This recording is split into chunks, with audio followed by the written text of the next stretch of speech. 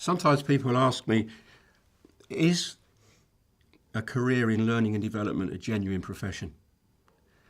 Or is it an ad hoc thing that you do until a proper job in HR comes along? Sometimes that's been put to me over the years. And it's a sadness in a way that that is the case. And it has to be said, really, that at the moment, a career in learning and development is not seen as a genuine profession. Genuine professions, I suppose, like accountancy, the law, teaching, traditionally have been identified, or if you like, through a qualifications framework. In a sense, a license to practice, isn't it? Well, training is not like that, is it? Anybody can set themselves up as a trainer at all, put the word trainer on their door, and if they can find somebody to train, then they are a trainer.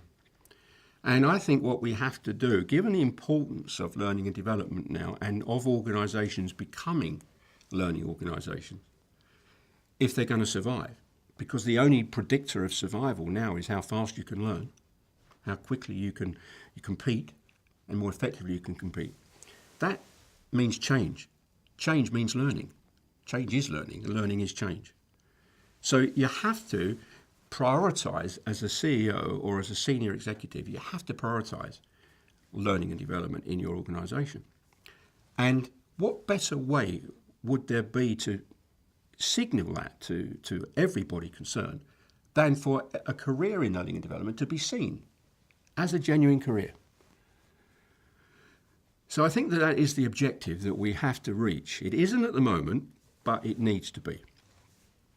And unfortunately, we have a scenario in the UK which, without wishing to denigrate the CIPD, and I'm a great advocate of the CIPD in terms of what it's done to raise the quality of human resource management over the last 30 or 40 years, I do think that one has to ask questions about the CIPD's strategy and approach to learning and development.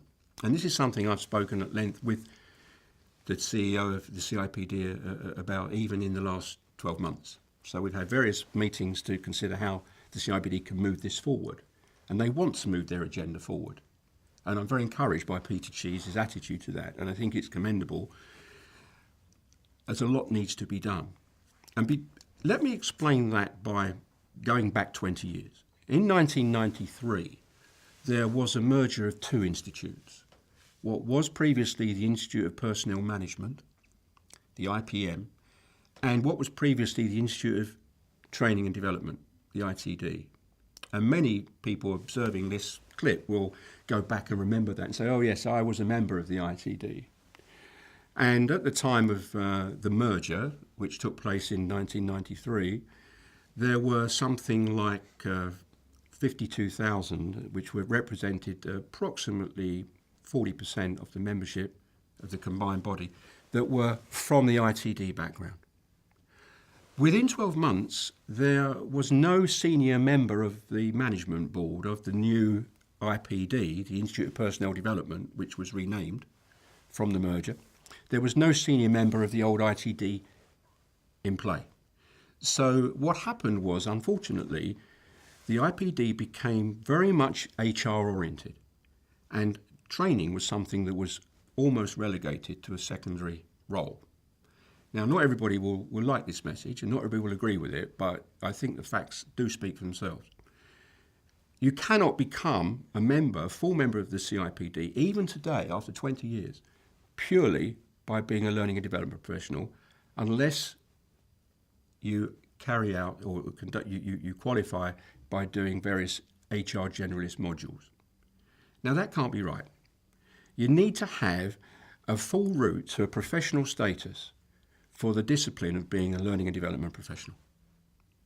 And that is something I think that the IPD recognises now. And of course, it's now the CIPD, but it's chartered status now. I believe that there is a wind of change there, and they do recognise that there is a need to do that. But they're rather slow to do it, and it needs urgent attention. As a result of this, I would say, inactivity for 20 years, That 52,000 membership from the ITD today, in terms of the CIPD membership, has shrunk to something like 17,000, whereas the overall membership has greatly increased. So it's a very small part of the CIPD community. And I believe that there is a recognition that that needs to be addressed. So I'm hoping that they will do that. In the meantime, of course, you might argue that an independent, dedicated professional body for learning and development would be better than one that is tacked on to an HR body. And that is why I think the British Institute for Learning and Development, the BUILD, with the right kind of support, could develop into a coherent professional body that will make a big difference. I think it's fair to say that it isn't yet making that big difference. It has the right aspirations, it has the right ethos, and it has the right culture and the right objectives. And it has aligned itself with the training accreditation program to standardise and improve the quality of training for its members and so forth. But at the moment it's small, and it needs our guidance and help and assistance and support, and the support of any learning and development manager that is out there, to really think, well, what would be the best way to elevate their status as a head of learning and development to that of a genuine professional? Is it by being associated with what is really an HR body? See, because there are two things. There's HR development and HR management.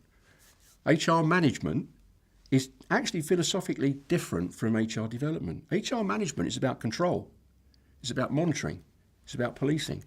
HR development is about freeing people up to be the best they can be. It's about developing them. It's about freedom as opposed to control.